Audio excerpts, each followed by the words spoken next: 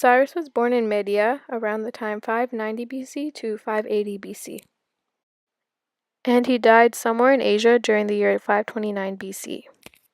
Cyrus reigned as king from 550 BC until 529 BC. Cyrus was one of the first Persian kings to record his legacy in a book called the Cyropaedia, which was written by a Greek soldier and author, Hexagon. Herodotus was a Greek historian who chronicled Cyrus's life about a century after he lived. His book was called the Histories.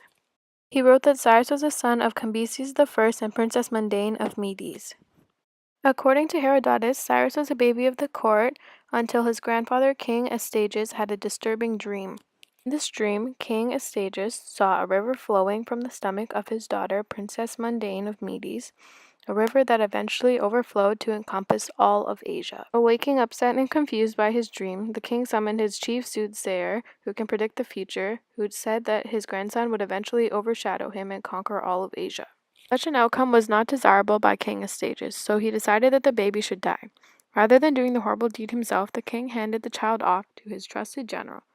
Rather than risking the retribution that would surely follow such a terrible deed, the general handed the baby off to a shepherd, who he commanded to lay the child near a hill where the wild animals could feast on him.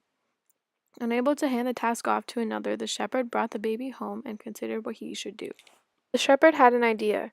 The shepherd and his wife had recently given birth to a stillborn child, and they decided that they should raise baby Cyrus as their own. At the age of 10, Cyrus began to show traits of true leadership, and was even voted king for a day by his fellow classmates and was allowed to order the other children around.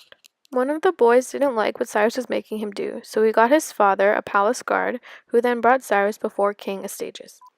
The king immediately realized that this was his grandson, and after consulting his advisors, who claimed that Cyrus had fulfilled his prophecy by becoming king for a day, Cyrus was not harmed by the king and was sent home to live with his parents, Mundane of Medes and Cambyses of Persia.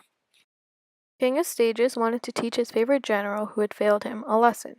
The king had the general's son's head served on a dinner plate. Although this is the story told by Herodotus, it is very likely fiction, as Herodotus liked to mix fact with fiction. It is very likely that Cyrus was not raised by a shepherd and that his grandfather did not try to have him killed. Although it is quite likely that Cyrus spent time in the court of Medes, and what is known for sure is that Cyrus grew up at the court of the Persians, the son of their king, and he definitely had much work to do before he could fulfill his prophecy of conquering all of Asia. The famous quote by Abraham Lincoln, "You can fool some of the people all the time, and all of the people some of the time, but you can't fool all of the people all of the time," was originally recorded by Xenophon, the Greek historian, as a direct quote of Cyrus the Great over 2,000 years earlier. After his father's death in 550 BC, Cyrus became king of Persia. Whether or not Cyrus was the grandson of King Astyages of Media, their empires were very close in proximity and were considered cousins. But as soon as Cyrus took the throne, Cyrus received messages from King Astyages demanding him to send tokens of submission to the court of Medes. Sending a token allows a smaller, less important king into submission.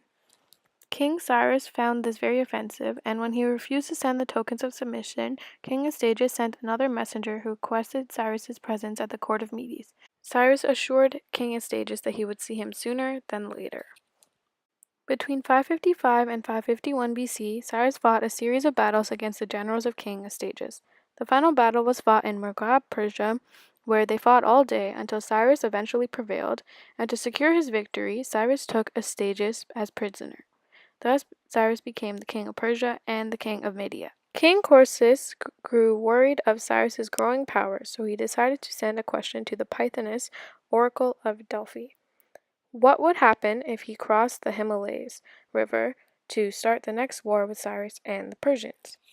Her answer was, if Cyrus crossed the river Himalayas, he would destroy a great empire. Thinking this must mean that Cyrus and Persia would fall, Croesus laid his plans to attack in the summer of 547 BC. Croesus's army marched to the Cappadian plains, now Turkey, where they battled with the Persians until late autumn. With no sign of victory, Croesus retracted his army for the winter. Cyrus, not wanting to wait until next spring, decided to slowly follow Croesus back home as a sneak attack, breaking all the rules of ancient warfare. Persians quickly found a way into the citadel of Sardis, and by the next morning the Persians had conquered Sardis. gaining all the gold and silver in their empire. Cyrus also captured King Croesus. Cyrus kept both King Astyages and King Croesus captive until their times of death, but he did so in a humane and generous way. About 2 years in conquering from the Persegid to the Turkish coast, Sardis, and the Lydian kingdom, he, like many other conquerors, decided to journey back home. On his way home, Cyrus heard news that people of Sardis had revolted and a leader had emerged claiming he would lead the Greeks and Lydians to freedom. Cyrus was already 500 miles away and decided to send his trusted generals to show no mercy against the rebellers. Cyrus's general quickly retook Sardis, but was unable to track down the man who began the revolt. The Greek people put all their belongings into ships and would rather sail aloft than live under the Persian rule. Cyrus made it home sometime in the year 545 BC. In the 14 years since he had become king of Persia, he had created the largest land empire seen since the time of the Assyrians, and he had done so without imitating their cruelty. When King Nebuchadnezzar died in 562 BC, his empire, Babylon, had become one of the greatest powers in the Middle East. Cyrus looked around and saw only one rival to his greatness, the king of Babylon. Cyrus attacked Babylon in the summer of 538 BC with a large army made up of Persians, Medes, Lydians, and Bactrians. The battle was fierce, but the outcome was never in doubt. Once more, Cyrus had pulled through on his victory, and this time the prize was the greatest city of the ancient world. Before entering Babylon, Cyrus promised to respect the traditions and religious beliefs of their ancient city. Soon after he entered Babylon, Cyrus had priests or scribes create the Cyrus cylinder. The cylinder is one of the few documents where Cyrus's actual words were written down. The cylinder talks about how Cyrus respects the Babylonian customs and is one of the first secular rulers who practiced tolerance toward other religions. Towards the end of his life, Cyrus made his son Cambyses II governor and king of Babylon, while Cyrus returned home to Persia. Cyrus had gotten so used to his victories against his enemies that he was unable to realize how dangerous his next venture to accumulate more land would be. He now desired to acquire the open plains of Tamiris, Queen of Strife. The battle took all day, and in the end, the Maskate were victorious. Queen Tamiris had her guards search for Cyrus's body, and when they finally found it, she served his head and placed it in a tub of blood. Cyrus's grandfather was Cyrus I.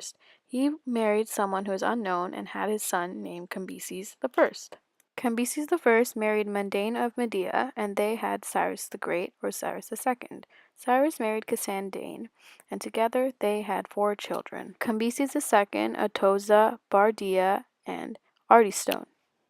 After his father's death in 529 BC, Cambyses II became king of Persia and Egypt. Cambyses II married his sister Atoza. In 522 BC, Cambyses II was murdered by Darius I.